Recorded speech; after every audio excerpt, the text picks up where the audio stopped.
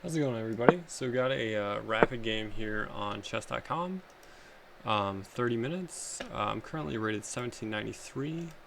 My opponent is 1772. We get a French defense. So sort of go for it and see what we get. I'm liking playing the Tarrasch recently. So we get sort of a main line. My move here is bishop d3, bishop d3, knight c6, yep.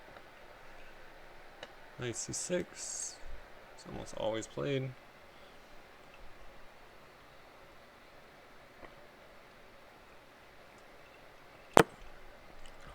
And this is a move that people are not used to seeing in this line. I think this is, depending on which engine you use, this is the computer's top choice in this line, but it's very rarely played for whatever reason, I'm not sure. Just puts pressure here. Sort of takes advantage of the fact that, this knight has moved away. Yeah, it's a really interesting move. Black does have the opportunity to just push me back, but if they do that, then with this pawn structure, their king is going to have a hard time finding safety.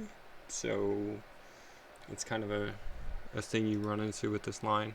And again, whenever I've played this, I've usually, as is the case here, you get people to pause because they're not used to seeing it. Kind of throws people off a bit, which is something I like.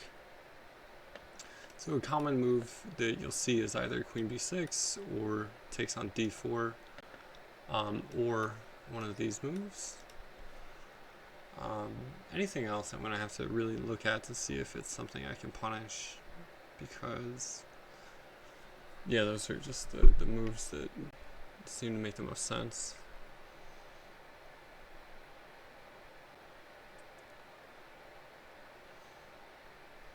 Our opponent's thinking for a while in this one. Again, it's always good. I almost always seem to be the one, taking a lot of time, so it's nice when you get somebody else to take some time.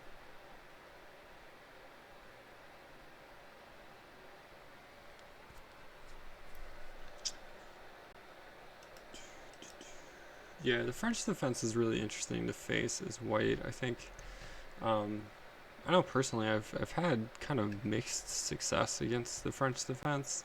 I don't know why.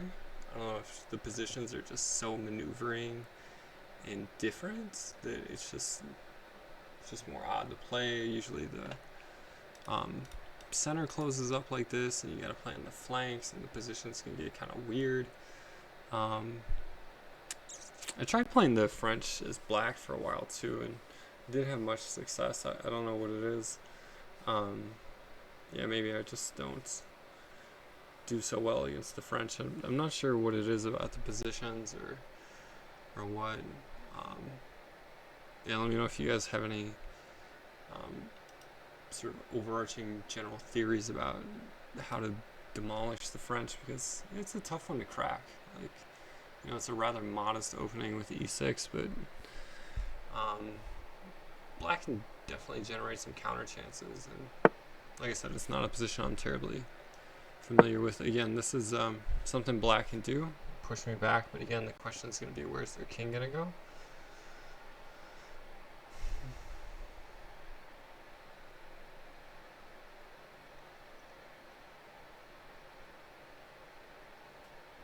If they go h5, I mean, I'd really be surprised, go g5.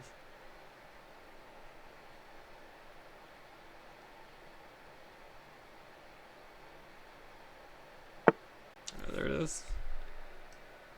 Okay, so we'll see if I can make their king really uncomfortable in this game. It's going to be the goal for sure.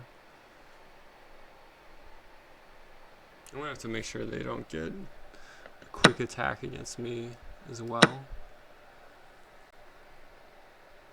So this one next, probably this knight comes out.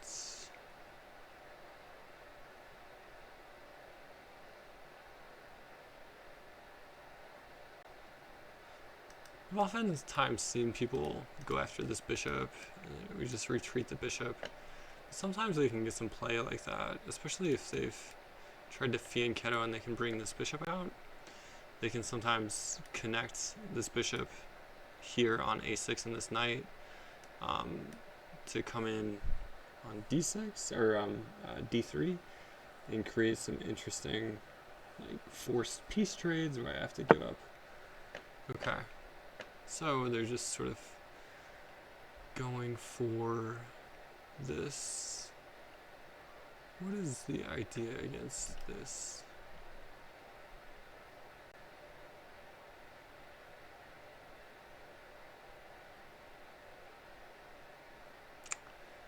Maybe I want to go here, but then they have this. If I go here, they also have this. If I go here, they have this.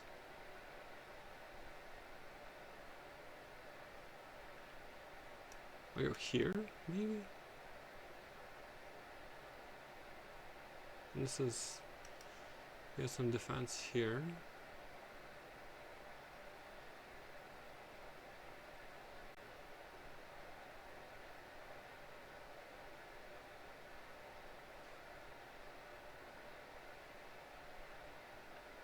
So this allows this in response to g5.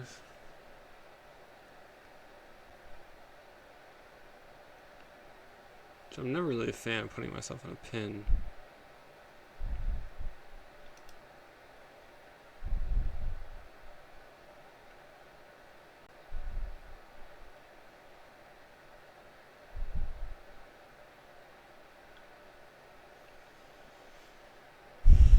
I can move this knight. If they go like this, I can just move here. And the bishops will be facing off. I think I like that.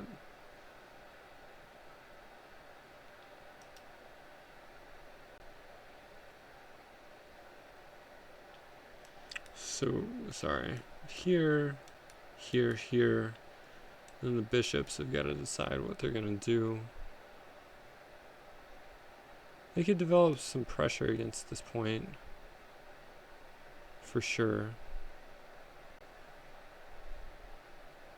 But, I mean, I might give up this pawn to try to get some development. That sometimes happens in these kind of positions. Some lines work where you give this pawn up, but you just get a lead in development.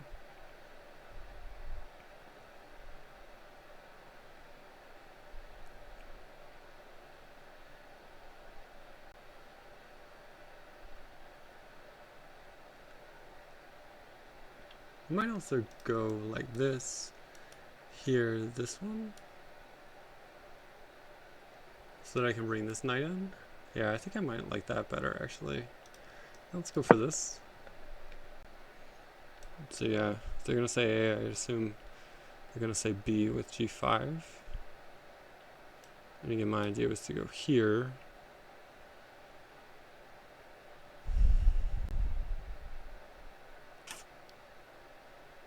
And again, the bishops are staring. I can bring this knight in, provide double protection here. And I think I'm holding it together. It's a weird position. It's definitely a non-standard position. Definitely non-standard for the French. I'm sure my opponent has never had this position or close to it before. I would be really surprised if they did. I'm gonna make sure when I'm drawing all these arrows today I don't accidentally do a mouse slip. I've been known to do that in the past. It's an interesting position for sure. Yep, so they add pressure. And my idea here was to go here. And if they go here, I've got this. This, we have this.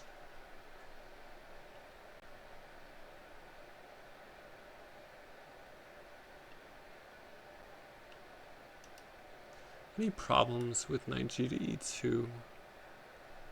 Knight g to e2, if they bring this in, I think I'll just do a standard sort of retreat.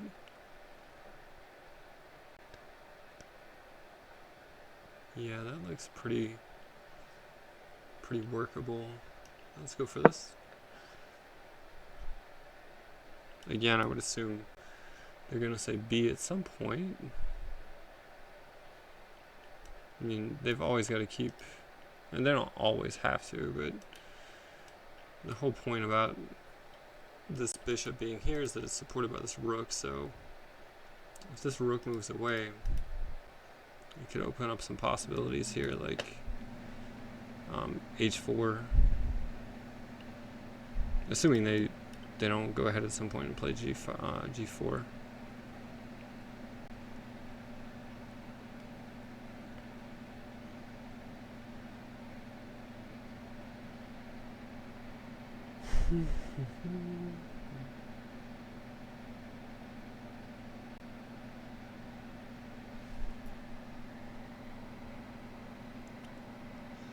Black's best. It's tough. Like their knight. Look at their queen side.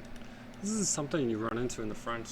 Like the queen side can get really hung up, and now like they're gonna have a hard time castling over here. Again, if they were to castle, say in this position, I mean maybe just h5. Probably just h5.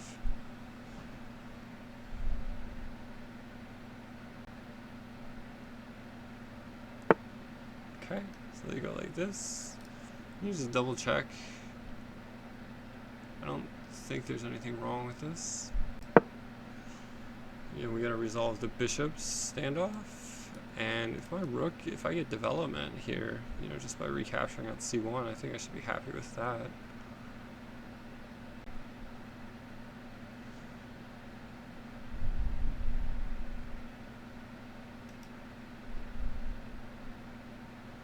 I mean, I would definitely be happy with that.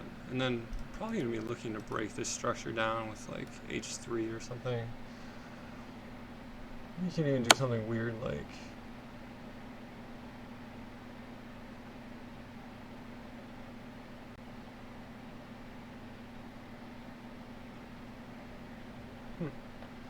bishop d2, bishop takes, knight takes, knight takes.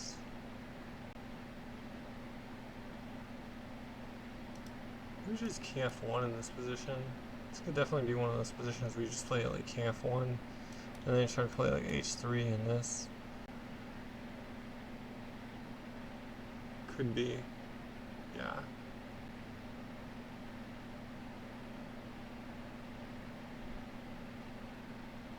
Very non-standard, weird position. Again, don't want to move these knights off of this. They're keeping their connection. 2d4 twice. King f1 is definitely what I'm thinking.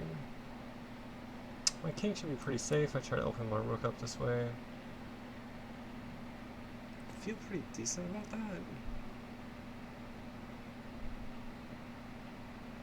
At some point I might think about just taking them if they don't take me. Just put their rook on an awkward square. I don't see anything wrong with king f1. Let's go for it.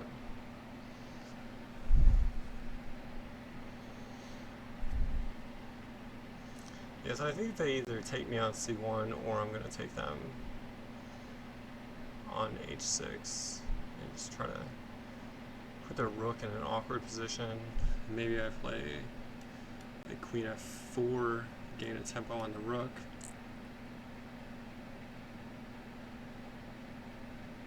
Try to create some shenanigans that way.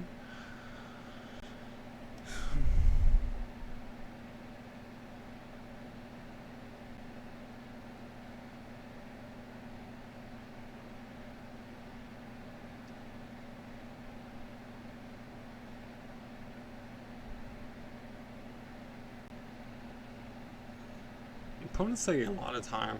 It's good to see people thinking. Like I feel so often in some of these games people play like it's blitz or something, which can be good or bad. I mean, sometimes people play really well intuitively, but I mean, I came across a thing that was like, you want to use as much of your time in a game as you can, without habitually getting into time trouble, because if you use as much of your time as you can, then you know that you're putting in your best effort. The whole idea behind that theory being that the longer you're thinking, the more accurate you're going to be, which seemed to make sense.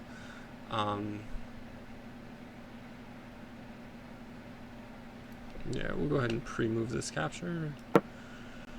I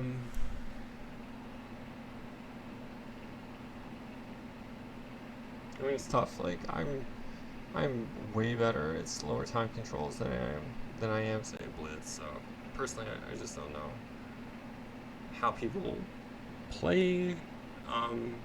Like for instance, a rapid game like this, and just bust out all their moves really quick. I mean, they could just be being lazy, or maybe they're just that quick. I mean, in which case, congratulations to them. But yeah, I do think the people who came up with that idea, using most of your time and trying not to habitually get in time trouble, and ensures that you're playing your best.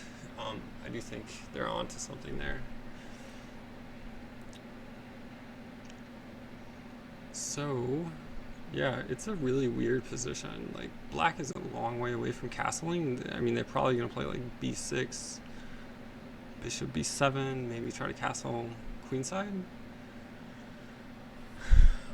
In which case, I probably want to see if I can stop that somehow.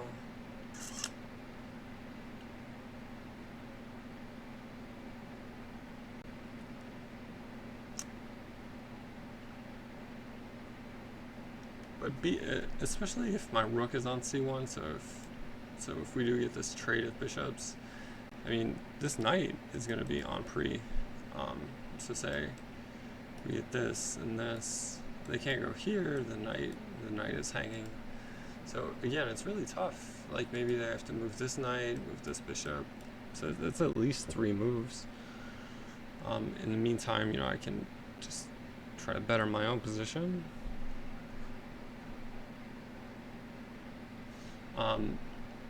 Another thing I'm noticing is bishop takes, rook takes, say queen f4. Of course, there's no rook h7 because the bishop's got that. So the king is the only one holding this pawn, which of course makes it hard to castle as well. So these are all things to sort of keep in the back of my mind as the next few moves of the game play out.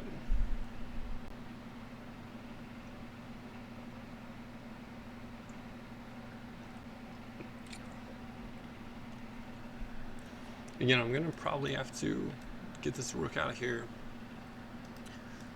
by going like h3 and just trying to break this up.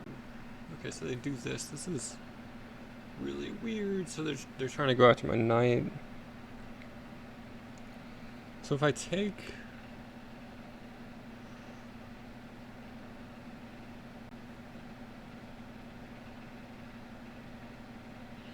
their bishop, they take, I can gain a tempo. They'll probably go back.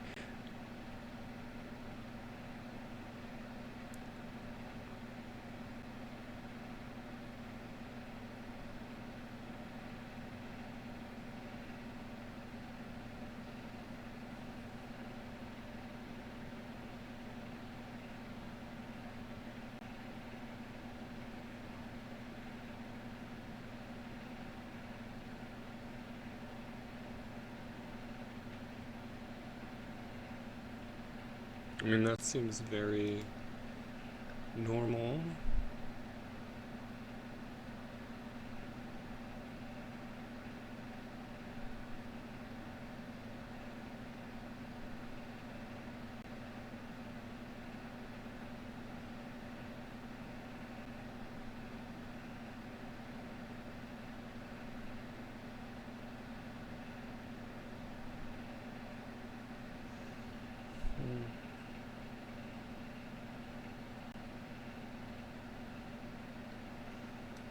Always gotta watch this.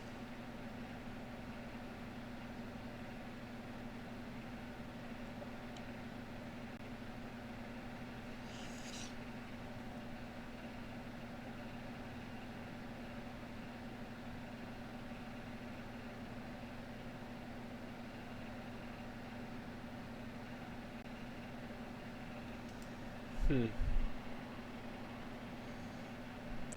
how do we deal with this? Very odd position. Bishop takes, rook takes. H3 runs into queen takes, or A3 runs into queen takes B3. I don't see any tactical saving grace there. I think my bishop is not like checking, sadly. Whoops. Be nice if this pawn wasn't here.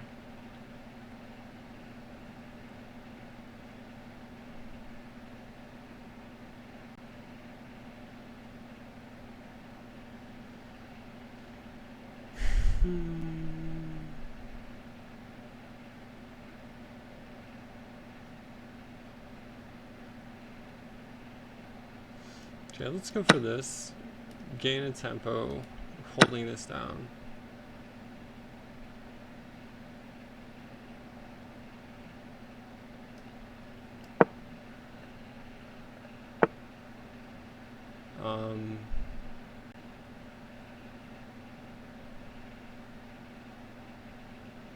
Just go like rook b1 too.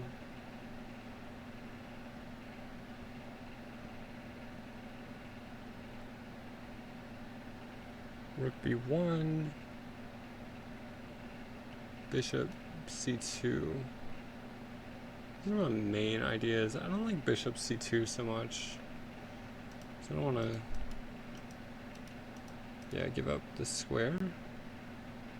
I think it's a hard move to play. It just seems so slow, but rook b1, so that if here, I can just move my knight.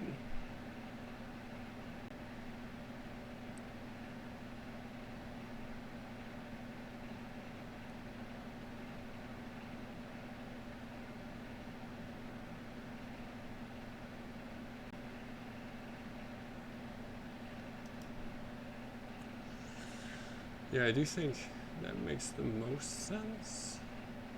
I don't see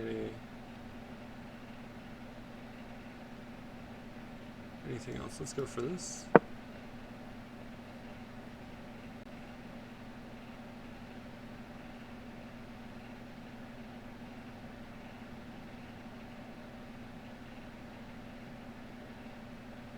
A very odd position. Just thinking about moves like this. Again, trying to open up my rook.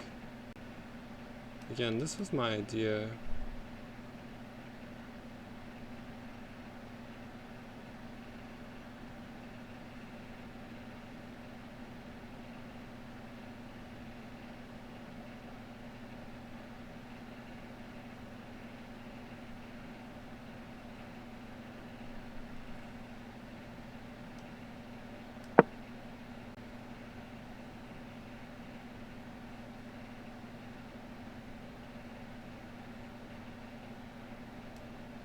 Doing moves like this, trying to get the queen out of there.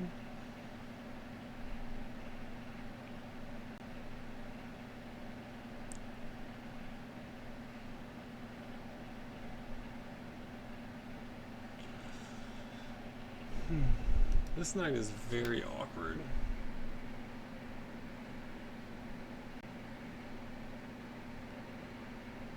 These two pawns are really kind of messing this knight up, which again suggests that I need to play like h3 at some point. I do have to watch for these tactics too, like here. Do they have this? I don't think so. No, not quite working, it doesn't look like. Because even though this would be on pre, this is also on pre. Again, the idea is here, they take here, I take, they're saying, oh, they can take this, but I'm taking this with check. And then coming back to get this bishop or something. Sorry, this bishop that would be hanging. Sort of going from there.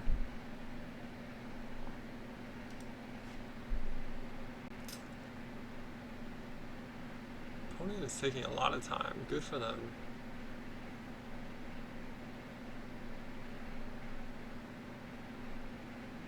Yeah, I do really think this move, h3,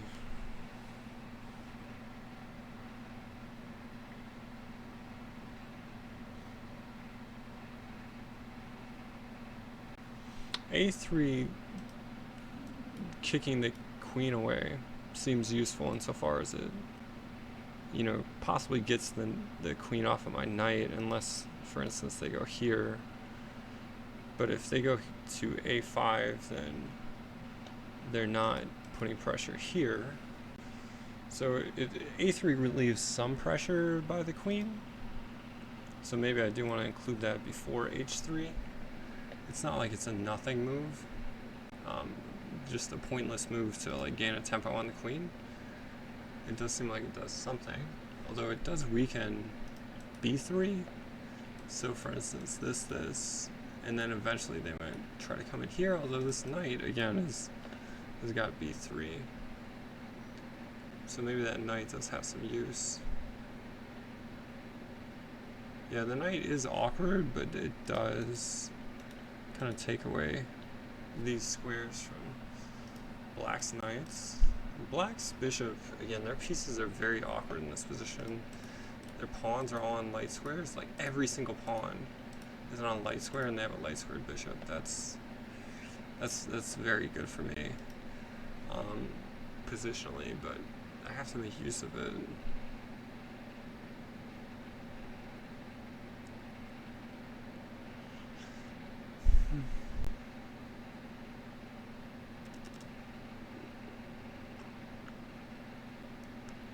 Opponent is doing a lot of thinking. Like, yeah, this is usually this time situation is usually reversed. So it's nice to be the person that has the time advantage, for sure.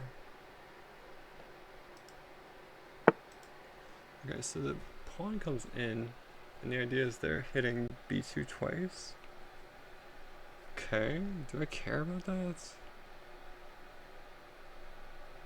Do I care about that? I mean, obviously I don't want him to take. I mean, I probably have to play b3.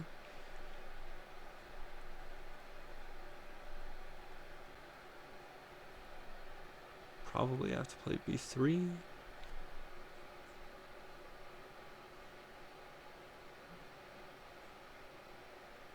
I mean, their queen stays there. I could take this, they take. Then they're on this, and this. No, that doesn't look good. Yeah,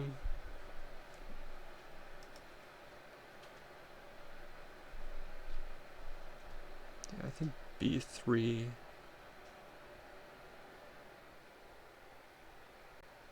Makes a lot of sense.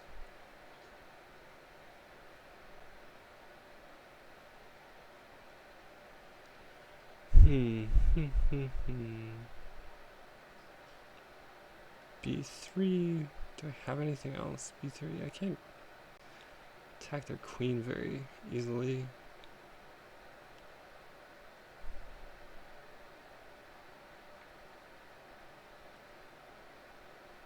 It's frustrating. I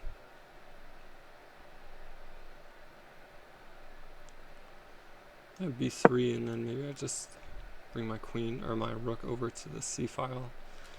They might get this in and be able to trade off their bishop, which would be kind of annoying.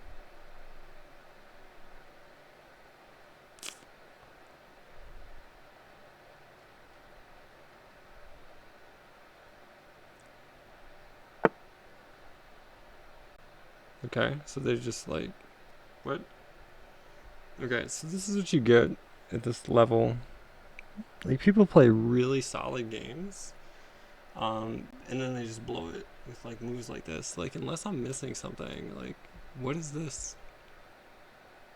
What is this? Oh my gosh. Yeah, I mean, up until this point, my opponent was just like really fighting, and as we said, they took a lot of time between all their moves. But then this. Like, what are you doing? It was a really interesting game up until this point. I'm really going to be interested to see in the analysis, like, sort of how I was doing. I don't think... Does black possibly have anything after I take their queen? What?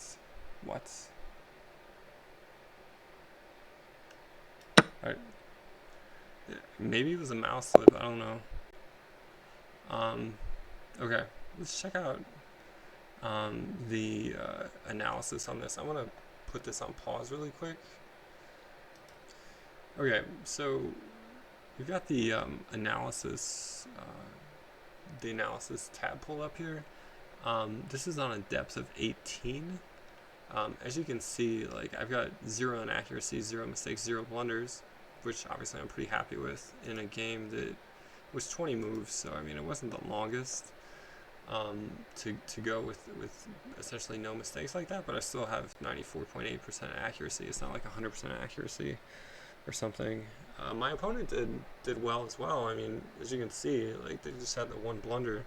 I'm really interested to try to diagnose what was going on here and how I kind of flaked out.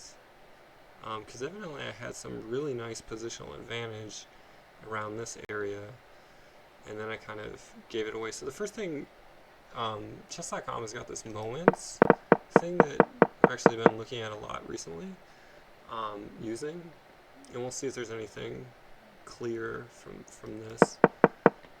It doesn't look like it. Okay, so there were like no glaring like points that I missed, which is consistent with the idea of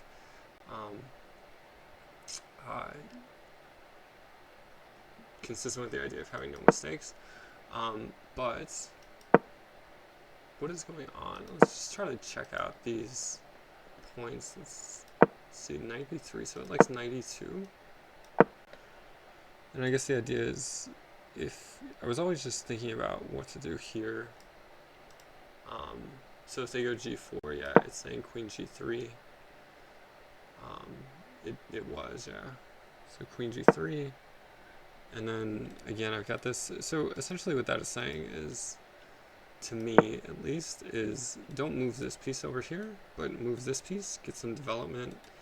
You can just add some more, defense to the weak d4 point, and if they go here, you can go here, and if they go here, then at that point, then you bring this knight out.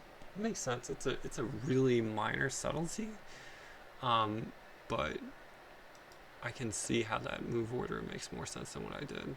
Okay, so let's sort of cycle through some of these things. Yeah, so it did like king f1. Sometimes you get into positions where you have to move your king like this, and I would say don't be afraid of it if you have to do it. Like, don't think, I've got to move my king positionally. I'm just screwed here. There are a lot of positions where you move your king to like f1 or f8. You can bring out the rook again, like I kept saying during the game, pushing the h pawn, and using their pawn as a lever to open up the h file and just get some play that way. So it's not the worst thing in the world. I'm not saying you want to play like moves like king f1, king f8 all the time, but there are definitely situations where the game calls for it, and as we just saw, this is definitely one of those. Okay, so the computer wanted them to take my bishop, which I would have been fine with, and again at this point, it's saying I have a +2% advantage.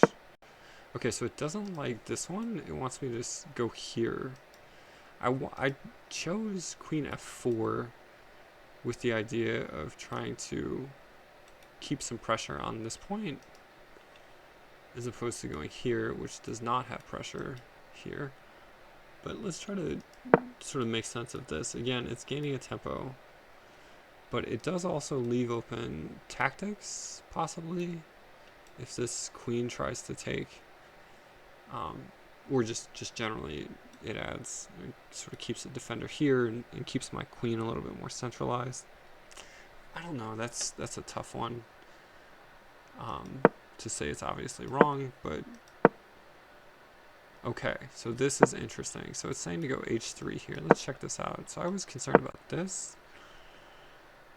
And it says knight b to c1. And I was concerned about this. Rook to b1. Okay, wow, computers are just lethal. Because it's like, hey, put your knight on the first rank to defend this. I mean, it works. It works. But it's so unintuitive to put your knight back here like this, clog things up, and sort of defend this pawn in this way. What a weird... Yeah, it's really instructive though. So let's just go with that again. So if I go h3, they go a4, knight b to c1, just holding this so that if they take, I gain time here, and what do they have to play queen a3, they take here, again, they can't take back because of the pin. So I'm winning back my pawn over here, and it's a good example of, like, I was just seeing that if they played, like if I played h3, a4, I was just seeing that I'm losing this pawn, and I kind of stopped calculating. But I have ways to win it back, right? So again, we go through this line, they take my pawn, go here, they gotta go queen a3, and then I get my pawn back, and I've got all kinds of pressure. Like, that's really instructive. I mean, sometimes we just have to think through the line a little bit more.